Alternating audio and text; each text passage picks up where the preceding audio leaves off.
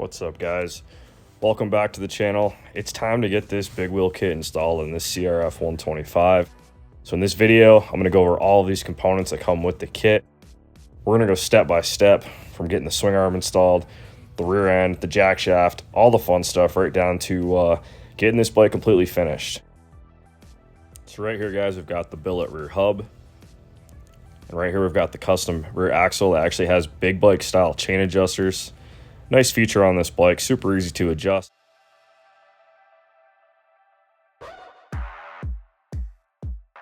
All right, guys, let's get going on this. So right now we've got this bike completely torn down to this point. I've got the shock unhooked from the linkage. This swing arm kit does come with a new linkage bolt. So right here we've got the front pivot bearings already installed. Let's get this swing arm installed. Don't forget that zip tie, I'll show you why later. All right, guys, slide that pivot bolt in.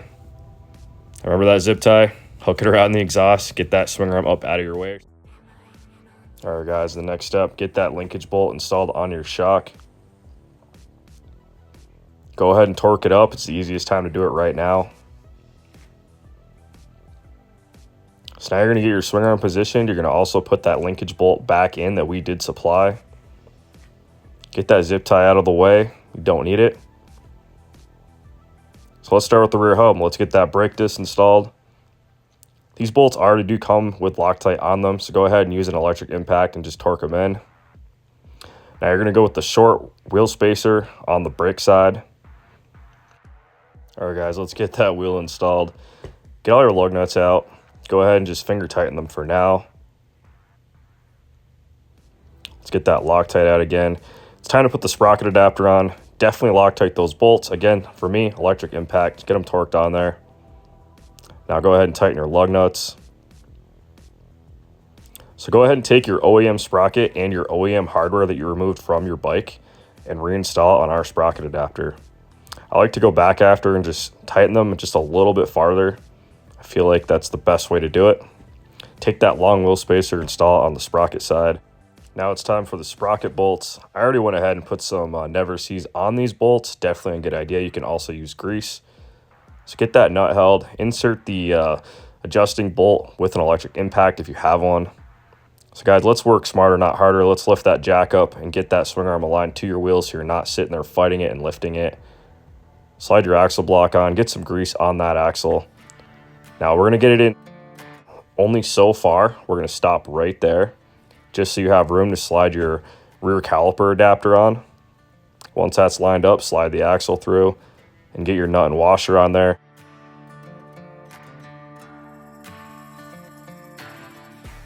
So the next step, we're going to use Loctite on the rear brake caliper bolts. There's 2 of them. Now when you're installing this, just check for movement in the sliders on the brake caliper. Make sure everything moves freely.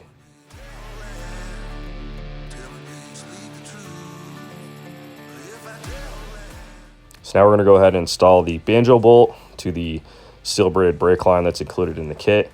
Just remember, guys, you're actually converting this bike from drum brakes to hydraulic.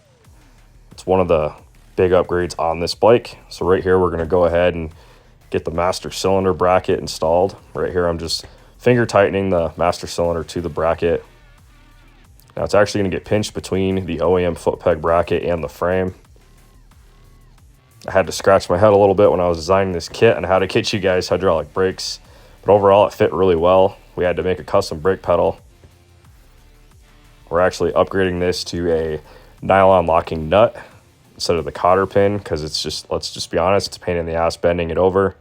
If you have to take it back on and off, it's not as easy. So right here, I'm just getting the pin set. I'm checking to see where the brake pedal is actually going to be sitting. Checking for play up and down. So the first step's getting the master cylinder aligned. Get it snug down. Go ahead and check your pedal. So right there I have a little bit of play that I don't like, so I'm going to go ahead and adjust it. Take some of that play out, put the pin back in. So again, cotter pin. Get that bent over. All right, let's put the front banjo bolt in. Get the line snugged up.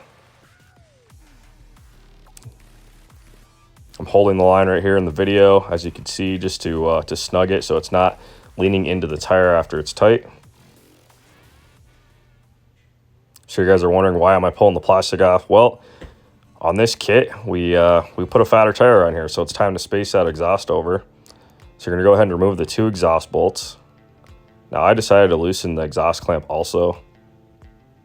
Now you have 2 spacers, so the short one's gonna go on the front hole. You're gonna slide it in there.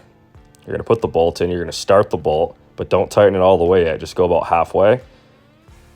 Move to the back, put your longer spacer in. You can see how I left a little bit of play so I could still move it around. So I'm starting from the back, I'm gonna snug that up, go to the front spacer, and then tighten that exhaust clamp, and then just make sure they're all good. Go ahead and install the plastic again. Definitely don't impact those plastic bolts, guys. Get out the T-handle, just get it snugged up, get that front clip back installed behind the shroud. Now when you guys space the exhaust out, the top of the exhaust bracket does touch the plastic slightly. We haven't had any issues on the CRF110, so we're just gonna leave this one alone. It looks just fine. So let's go to the front of the swing arm. It's time to get our chain slider block installed. We have a split design. It is very, very stiff, so pre-spread it, get it pushed on, and if you have to, take a little bit of a slight pressure from a pry bar just to get it popped on there. You can see how quick that goes right on there. Now right here, I'm just snugging it down. Check the lip on the dust seal, make sure it's over it and covered. So now it's time to talk about jack shaft adjusters. So I have this basically set up with a cam system with quick adjust features where you can slide it out and slide it back in and just lock it into the position that you want. You can see how the bolt is moving back and forth. So we're going to start by putting some grease on the bores of the swing arm. And we're going to get some O-rings installed on the chain adjusters. There's 2 of them on each adjuster. And again, put some grease on that too. This actually holds the grease in and keeps the dirt out. Get that guy installed. It's going to go in a little bit snug. You're going to basically compress the O-ring and pop it in. Now you're going to do the same thing on the opposite side. It's the same exact process. So right here you can see when you adjust this side, you're going to adjust the outside also. Again, this is going to move your jack shaft bolt up and back to tighten the front chain. So right here we've got some bearing dust caps on the jack shaft. We're going to go ahead and install that on each side. You've got a wider spacer that goes on the inside and a skinnier spacer that goes on the outside. Put a little grease in that jack shaft bolt. Go ahead and get that thing threaded in. Just leave it loose for now. Just check in, make sure everything spins properly. So I'm going to back it back out. We're going to start adjusting. So I'm going to show you guys real quick without the chain how you can just rotate your adjusters and pop them back into the notch. Again, it's the same thing on both sides. So right here, Alex is installing the front chain. He's going to go ahead and do the same thing I just showed you guys. He's going to be just playing around with the adjusters and getting the chain so it has a little bit of free play. And he's going to go ahead and snug this thing up. You don't want this thing too tight in the front. If it's too tight, it's going to wear right into your front chain block. Just remember, all the movement of your suspension up and down is going to affect that front chain. There's actually going to be no effect on the outer chain. So right here, he's going to have a little bit less free play in that. See how he's playing with it and checking it and making sure it's right. So now he's just bleeding the brakes. This is something we're actually going to do in a separate video. So I'm going to do a full video on how to actually bleed brakes with and without a vacuum bleeder.